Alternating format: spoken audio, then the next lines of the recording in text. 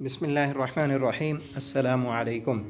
بیت الخلاء میں داخل ہونے کی دعا، سنہری دعاؤں کا ہمارا سلسلہ جاری ہے۔ آج بیت الخلاء میں جانے کی دعا ہم پڑھیں گے۔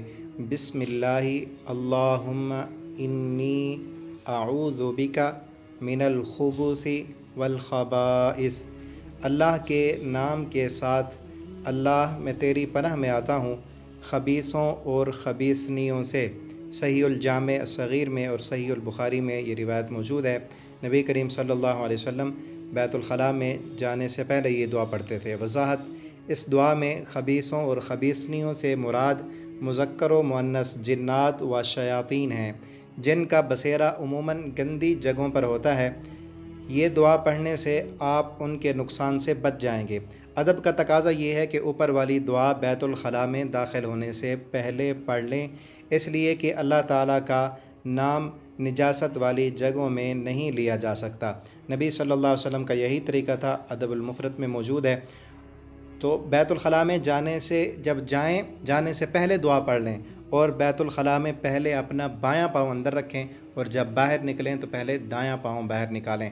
اور جو لوگ اس دعا کا اہتمام نہیں کرتے، چونکہ وہاں ان گندی جگہوں پر جنات و شیاطین کا بسیرا ہوتا ہے، پھر ان پر جادو ٹونے اور جنات کا اثر ہوتا ہے۔ ان مسنون دعاؤں کا اہتمام کریں، اپنے بچوں کو سکھائیں اور ان کو تلقین کریں کہ واشروم میں جانے سے پہلے اس دعا کو لازمی پڑھیں۔ بسم اللہ اللہم انی اعوذ بک من الخبث والخبائث۔ وہاں یہ دعا پڑھیں گے تو ان کے اثرات سے، ان کی شرارتوں سے محفوظ رہیں گے، ورنہ بہت زیادہ خطرات ہیں۔ آج کل یہ بیماری پھیلتی جا رہی ہے، ہر دوسرے تیسرے بندے کو جنات اور شیاطین نے تنگ کیا ہوتا ہے۔ اس کے بعد باہر نکلتے وقت پہلے اپنا دایاں پاؤں بیت الخلاء سے باہر نکالیں اور یہ دعا پڑھیں۔ بیت الخلاء سے نکلنے کی دعا: غفرانک، اے اللہ میں تیری بخشش چاہتا ہوں۔ وضاحت یعنی اے اللہ میں آپ کی مغفرت کا طلبگار ہوں۔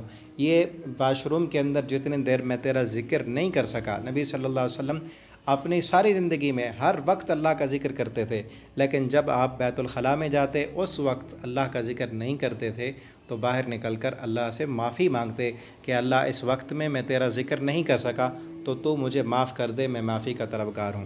اس دعا کو یاد کیجیے، اپنے بچوں کو یاد کرائیے، اپنے دوستوں کے ساتھ اسے شیئر کیجیے۔ اللہ تعالی ہمیں مسنون دعاؤں کی پابندی کرنے کی توفیق عطا فرمائیں۔ والسلام علیکم ورحمۃ اللہ وبرکاتہ۔ میں اپنے نبی کے کوچے میں چلتا ہی گیا، چلتا